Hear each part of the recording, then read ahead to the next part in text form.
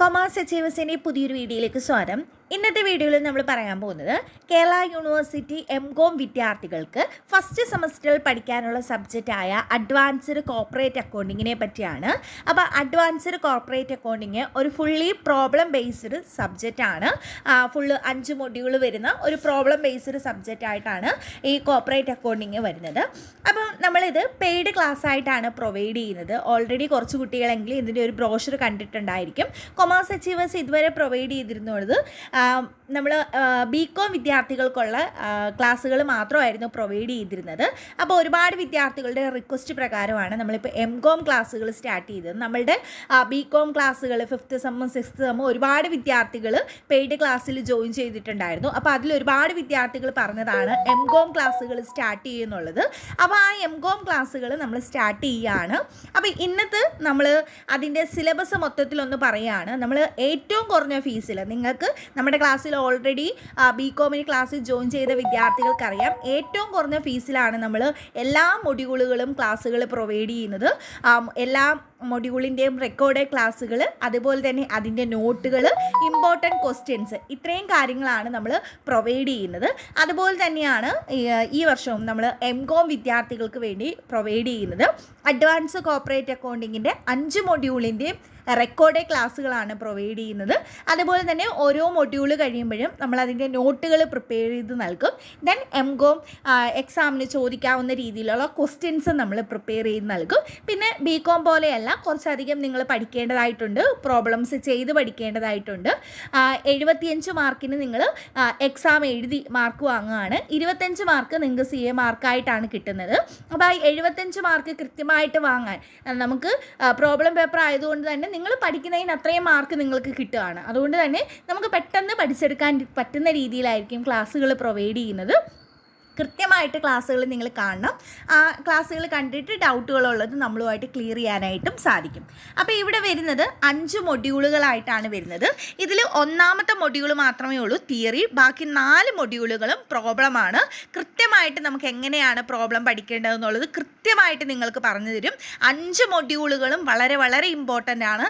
അതിൽ ഒന്നുപോലും ഇല്ല സ്കിപ്പ് ചെയ്യാനുള്ളത്. കാരണം ഓരോ വർഷവും അത് ഓരോ മൊഡ്യൂളുകളിൽ നിന്നും essay ക്വസ്റ്റ്യൻസ് വരുന്നതാണ്. അതുകൊണ്ട് തന്നെ നിങ്ങൾക്ക് 5 മൊഡ്യൂളും ഇമ്പോർട്ടൻ്റ് ആയിട്ട് പഠിക്കേണ്ടതാണ്. 5 മൊഡ്യൂളും കൃത്യമായിട്ട് നിങ്ങളിലേക്ക് എത്തിക്കും. അതായത് നിങ്ങൾക്ക് എങ്ങനെയാണ് പ്രോബ്ലം ചെയ്യേണ്ടതെന്നുള്ളത് നമ്മൾ കൃത്യമായിട്ട് പറഞ്ഞു തരും. നിങ്ങൾക്ക് ആ രീതി ഫോളോ ചെയ്ത് ഈസി ആയിട്ട് എക്സാം ക്രാക്ക് ചെയ്യാനായിട്ട് സാധിക്കും. അപ്പോൾ first module international financial reporting സ്റ്റാൻഡേർഡുകളാണ്. IFRSനെ പറ്റിയാണ് നമ്മൾ പറയുന്നത്. എന്താണ് IFRS, അതിൻ്റെ സ്കോപ്പ്, ദെൻ ഓവർവ്യൂ. IFRS 1 മുതൽ 13 വരെയുണ്ട്. അതിൽ IFRS 1 മുതൽ 13 വരെയുള്ള കാര്യങ്ങൾ എന്തൊക്കെയാണ് പറയുന്നത് എന്നുള്ളതാണ് നമ്മൾ ആ ഫസ്റ്റ് മൊഡ്യൂൾ പഠിക്കുന്നത്. ഈ ഒരു മൊഡ്യൂൾ മാത്രമേ ഉള്ളൂ തിയറി ആയിട്ട് വരുന്ന മൊഡ്യൂൾ. പിന്നെ വരുന്നത് മൊഡ്യൂൾ 2 ഹോൾഡിംഗ് കമ്പനിയാണ്. വളരെ വളരെ ഇമ്പോർട്ടൻ്റ് ആയിട്ടുള്ളൊരു ചാപ്റ്ററാണ്. അതായത് ഹോൾഡിംഗ് കമ്പനി, ഇനി നിങ്ങൾ ഒരുപാട് PSC എക്സാം എഴുതാൻ പോകുമ്പോഴും, ഇനി നിങ്ങൾ ബികോം റിലേറ്റഡ് ആയിട്ടുള്ള എന്ത് എക്സാം എഴുതാൻ പോകുമ്പോഴും അതിൽ നിങ്ങൾക്ക് പഠിക്കേണ്ട ഒരു മൊഡ്യൂളാണ് ഹോൾഡിംഗ് കമ്പനി എന്ന് പറയുന്നത്. അത്രയ്ക്ക് ഇമ്പോർട്ടൻ്റ് ആയിട്ടുള്ളൊരു മൊഡ്യൂളാണ്. ആ ഹോൾഡിംഗ് കമ്പനിയിൽ എന്താണ് ഹോൾഡിംഗ് കമ്പനി, എന്താണ് സബ്സിഡറി കമ്പനി, ഈ ഹോൾഡിംഗ് കമ്പനിയും സബ്സിഡറി കമ്പനിയും റിലേറ്റഡ് ആയിട്ടുള്ള ഒരു 10-15 അഡ്ജസ്റ്റ്മെൻറ്റുകൾ നിങ്ങൾക്ക് പഠിക്കാനുണ്ട്. നമ്മൾ ഫൈനൽ അക്കൗണ്ടൊക്കെ പഠിച്ചിട്ടില്ലേ, outstanding liability, outstanding income, accrued income, ഇങ്ങനെയൊക്കെ പഠിച്ചിട്ടുണ്ട്. ഇതുപോലെ തന്നെ വരുന്ന കുറച്ചധികം അഡ്ജസ്റ്റ്മെൻറ്റുകൾ നിങ്ങൾ പഠിക്കണം. ഓരോ അഡ്ജസ്റ്റ്മെൻറ്റുകളും ഇമ്പോർട്ടൻ്റ് ആണ്. അതുകൊണ്ട് തന്നെ കൃത്യമായിട്ട് എന്താണ് കോൺസെപ്റ്റ് എന്നുള്ളത് മനസ്സിലാക്കി പോയെങ്കിൽ മാത്രമേ നിങ്ങൾക്ക് അതിൻ്റെ കംപ്ലീറ്റ് പ്രോബ്ലം ചെയ്യാനായിട്ട് പറ്റത്തുള്ളൂ. ഇത് ഉറപ്പായിട്ടും essay ക്വസ്റ്റ്യൻ ആയിട്ട് വരുന്ന ഒന്നാണ് ഹോൾഡിംഗ് കമ്പനി. അപ്പോൾ ആ ഹോൾഡിംഗ് കമ്പനിയിൽ കുറച്ച് ടേമുകൾ പഠിക്കാനുണ്ട്. അത് ഓരോന്നും ഓരോ അഡ്ജസ്റ്റ്മെൻ്റ് ആണ്. Capital profit, revenue profit, cost of control, അല്ലെങ്കിൽ മൈനോറിറ്റി ഇൻട്രസ്റ്റ്, അങ്ങനെയുള്ള കുറച്ച് കാര്യങ്ങളുണ്ട്. അത് കൃത്യമായിട്ട് നമ്മൾ പഠിച്ചെടുക്കേണ്ടതാണ്. അതാണ് ഹോൾഡിംഗ് കമ്പനി രണ്ടാമത്തെ മൊഡ്യൂളിൽ വരുന്നത്. മൂന്നാമത്തെ മൊഡ്യൂൾ ഇൻവെസ്റ്റ്മെൻറ്റ് അക്കൗണ്ട്സ് ആണ്.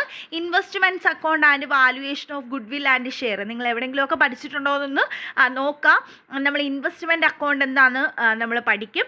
ഇൻവെസ്റ്റ്മെൻറ്റ് അക്കൗണ്ടിൽ തന്നെ കം ഇൻട്രസ്റ്റ്, എക്സ് ഇൻട്രസ്റ്റ്, കൂടുതലായിട്ടും ഇതിൽ നിന്ന് കണ്ടുവന്നിട്ടുള്ളത് 4 മാർക്കിൻ്റെ ക്വസ്റ്റ്യനൊക്കെയാണ്.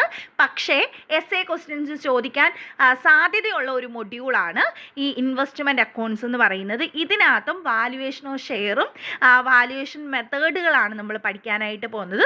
ഇതും വളരെ ഇമ്പോർട്ടൻ്റ് ആയിട്ടുള്ള ഒരു മൊഡ്യൂളാണ്. ഇനി വരുന്നത് 4ാമത്തെ മൊഡ്യൂളാണ്.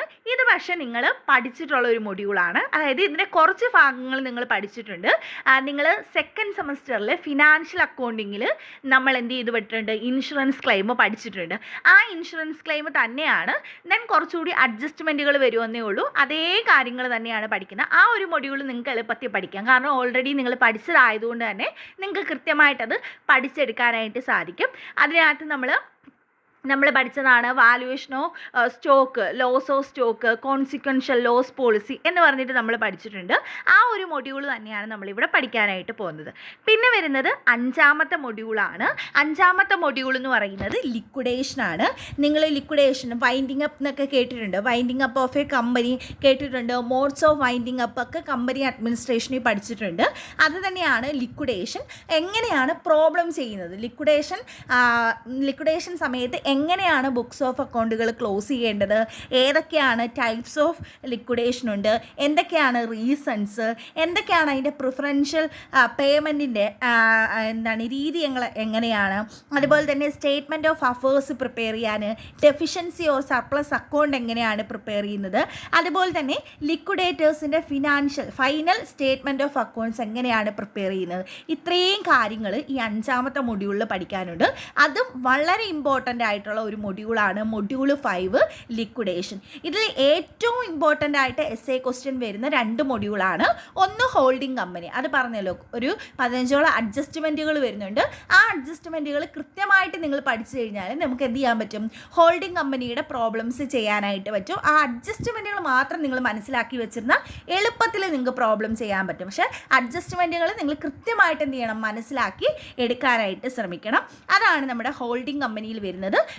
എപ്പോഴും എസ് എ ക്വസ്റ്റ്യൻ ആയിട്ട് വരുന്നതാണ്. പിന്നീട് വരുന്നത് ഒന്നാണ് liquidation of company. Liquidation of കമ്പനിയും എസ് എ ക്വസ്റ്റ്യൻ ആയിട്ട് വരാൻ സാധ്യതയുള്ള ഒരു മൊഡ്യൂളാണ്.